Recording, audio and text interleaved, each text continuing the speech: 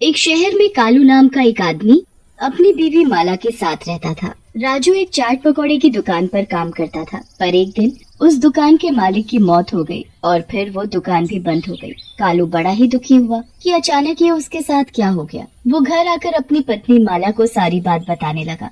अजी, ये तो बहुत ही बुरी खबर है, अब हम क्या करेंगे? मैं कुछ और काम ढूंढता हूँ, तुम चिंता मत करो। अगले दिन कालू काम ढूंढने निकल पड़ता है। वो काफी दुकानों पर जाकर काम मांगता है, पर उसे कोई काम नहीं देता। वो बेचारा निराश होकर घर वापस आ जाता है। क्या हुआ जी, कोई काम मिला क्या? कहाँ मिला, अब तो बड़ा ही दिमाग खराब हो रहा है, समझ नहीं आ रहा कि क्या करूँ। एक काम क्यों नहीं करते, गोलगप्पे क्यों नहीं बेचना शुरू कर देते? आपको तो बनाने भी आते हैं और उसमें ज्यादा पैसे भी नहीं लगेंगे। हाँ माला, ये तो तुमने सही कहा। एक बार ये काम करना भी शुरू करके देख लेता हूँ, क्या पता चल जाए। बस फिर क्या, अगले ही दिन कालू और माला सुबह सुबह गोलगप्पे बनाना शुरू कर देते हैं। गोलगप्पे बना बना कर वो एक टोकरे में भरते जाते हैं। उसके बाद माला इमली का पानी बनाती है। लो जी, सब कुछ तैयार हो गया, अब आप इनको लेकर बेचने चले जाओ। हाँ ठीक है, मैं चलता हूँ। कालू सारा सामान ठेले पर लगाकर गोलगप्पे बेचने निकल पड़ता है। वो गांव में आवाज लगा लगा कर गोलगप्पे बेचना शुरू कर देता है। गोलगप्पे ले लो गोलगप्पे, गोलगप्पे ले लो गोलगप्पे। गोलगप्पे वाले की आवाज सुनकर वहाँ कुछ बच्चे घर से निकलकर बाहर आ जाते हैं। हमें भी गोलगप्पे खिला दो अंकल। हाँ बेटा, क्यों नहीं, अभी खिलाता हूँ। कालू सभी बच्चों को गोलगप्पे खिलाता है। गोलगप्पे खाकर तो सभी बच्चे बड़े ही खुश हो जाते हैं। अरे वाह अंकल, आप तो बड़े ही स्वादिष्ट गोलगप्पे बनाते हो। ऐसे गोलगप्पे तो हमने आज तक नहीं खाए। अरे बेटा, ये सुनकर तो मुझे बड़ी ही खुशी हुई। चलो, अब मुझे फिक्र करने की जरूरत नहीं कि मेरा काम कैसा चलेगा। कालू पूरा दिन गोलगप्पे बेचता है और शाम तक उसके सारे गोलगप्पे बिक जाते हैं। वो बड़ा ही खुश होता है और खुशी खुशी अपनी सारी कमाई लेकर घर आ जाता है। अरे ओ माला, जल्दी आओ। हाँ जी, अभी आई। क्यों शोर मचा रहे हो? ये देखो, मेरे सारे गोलगप्पे बिक गए और इतनी अच्छी कमाई हुई है। अरे वाह, ये तो बड़ी ही खुशी की बात है। हम कितने दिन से परेशान हो रहे थे, भगवान कोई ना कोई रास्ता जरूर निकाल देता है। हाँ माला, ये बात तो तुमने बिल्कुल सही की। अगले दिन फिर कालू और माला खूब सारे गोलगप्पे बनाते हैं और कालू सारा सामान रेहड़ी में रखकर बेचने निकल पड़ता है। गोलगप्पे ले लो गोलगप्पे, गोलगप्पे ले लो गोलगप्पे। काफी गोलगप्पे बेचने के बाद वो आराम करने के लिए एक पीपल के पेड़ के नीचे थक कर बैठ जाता है और उसकी आंख लग जाती है। उसी पेड़ के ऊपर एक मोटा भूत रहता था। अरे वाह, गोलगप्पे। मेरा तो ये देखकर मुंह में पानी ही आ गया। जब मैं जिंदा था तो कितने गोलगप्पे खाया करता था। ये आदमी तो अभी सो रहा है, तो क्यों ना मैं जब तक चुपके से इसके गोलगप्पे खा जाऊं। वो मोटा भूत नीचे उतरता है और कालू के सोने का फायदा उठाता है। वो एक एक करके कालू के गोलगप्पे खाने शुरू कर देता है। धीरे धीरे वो काफी सारे गोलगप्पे खा लेता है। उसे गोलगप्पे इतने स्वाद लगते हैं कि बस वो खाता ही जाता है। वाह वाह, मजा ही आ गया, इतने स्वाद गोलगप्पे खाकर। अब मेरा पेट भर गया है, तो वापस ऊपर चढ़ जाता हूँ और कल फिर से इसके गोलगप्पे खाऊंगा। वो भूत वापस पेड़ पर चढ़ जाता है।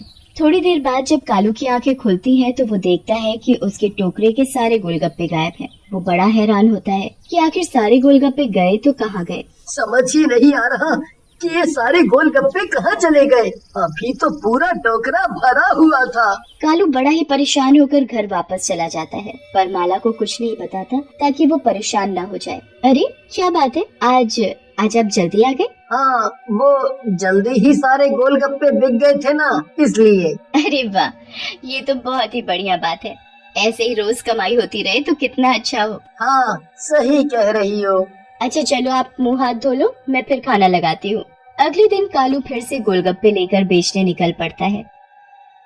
दोपहर तक गोलगप्पे बेचने के बाद वो फिर से धूप के कारण उसी पीपल के पेड़ के नीचे थोड़ी देर आराम करने बैठ जाता है और फिर से उसकी आंख लग जाती है। जैसे ही उसकी आंख लगती है वो मोटा भूत पेड़ से उतरकर फिर से कालू के ढेर सारे गोलगप्पे खा जाता है। कालू की जब आंख खुलती है तो वो फिर से परेशान हो जाता है। काफी दिनों तक यही चलता रहता है। कालू को समझ ही नहीं आ रहा होता कि उसके गोलगप्पे कहाँ और कैसे गायब हो रहे हैं। आखिर इस बार वो घर जाकर सारी बात माला को बता देता है।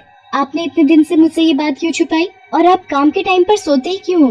अरे दोपहर के वक्त इतना काम नहीं होता तो थोड़ा आराम कर लेता हूँ। अब क्या करूँ, मेरी आँख लग जाती है। तो ऐसे सोते रहे तो उस चोर का कभी पता नहीं चलेगा। एक काम करते हैं, कल मैं छुप कर देखूंगी कि आखिर कौन है जो हमारे गोलगप्पे खाए जा रहा है। आप बस रोज की तरह पेड़ के नीचे जाकर सो जाना, ठीक है? हाँ, ये तो अच्छा तरीका है उसे पकड़ने का।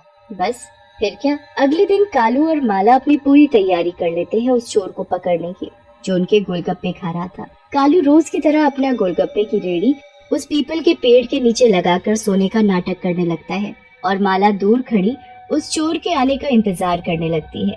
जैसे ही मोटा भूत कालू को सोते देखता है वो बड़ा ही खुश हो जाता है। आ गया गोलगप्पे वाला। मैं कब से इसके इंतजार में बैठा था। अब मैं पेट भर कर गोलगप्पे खाऊंगा। मोटा भूत पेड़ से नीचे उतरता है और एक एक करके गोलगप्पे खाना शुरू कर देता है। माला की तो भूत को देखकर हालत खराब हो जाती है। हे भगवान, ये तो भूत है जो रोज हमारे गोलगप्पे खा जाता है। अब हम क्या करेंगे? ये भूत तो हमारा पीछा नहीं छोड़ने वाला। माला भूत को देखकर हड़बड़ा जाती है, पर भूत तो गोलगप्पों के मजे ले रहा होता है। सारे गोलगप्पे खाने के बाद भूत अपने मोटे पेट पर हाथ फेरता है। मजा ही आ गया, पर लगता है मैंने आज कुछ ज्यादा ही गोलगप्पे खा लिए। कोई नहीं, खा लिए तो खा लिए, मैं कौन सा बीमार पड़ सकता हूँ। चलो अब आराम से ऊपर जाकर सोता हूँ, वरना कहीं ये आदमी उठ ना जाए। भूत ऊपर पेड़ पर चढ़ जाता है। उसके कुछ देर बाद जब कालू उठता है तो टोकरे से फिर गोलगप्पे गायब होते हैं। इस बार भी गोलगप्पे गायब हो गए। पर कोई बात नहीं, माला ने आज उस चोर को देख तो लिया ही होगा। अभी मैं माला से पूछता हूँ कि वो चोर कौन है, फिर हम दोनों उस चोर को सबक सिखाएंगे। कालू घर पहुँचता है और माला उसका इंतजार कर रही होती है।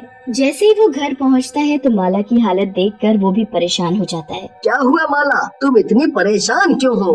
परेशानी वाली बात तो है ही, आज मैंने जो देखा वो मैं कभी नहीं भूल सकती। अच्छा, तो तुम उस चोर की बात कर रही हो।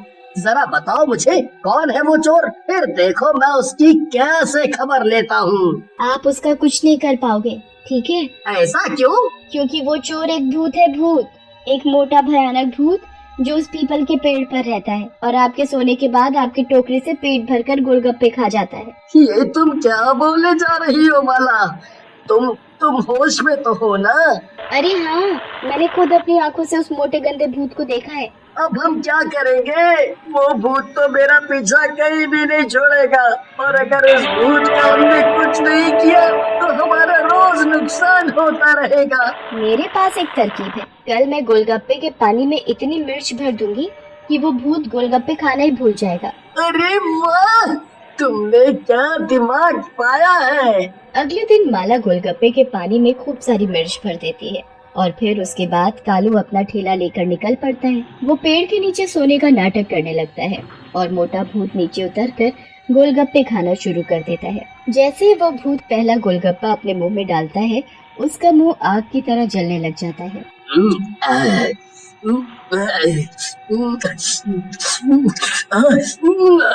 अरे मर गया रे, मैं मर गया। अरे मैं क्या करूं, मेरा मुंह जल गया।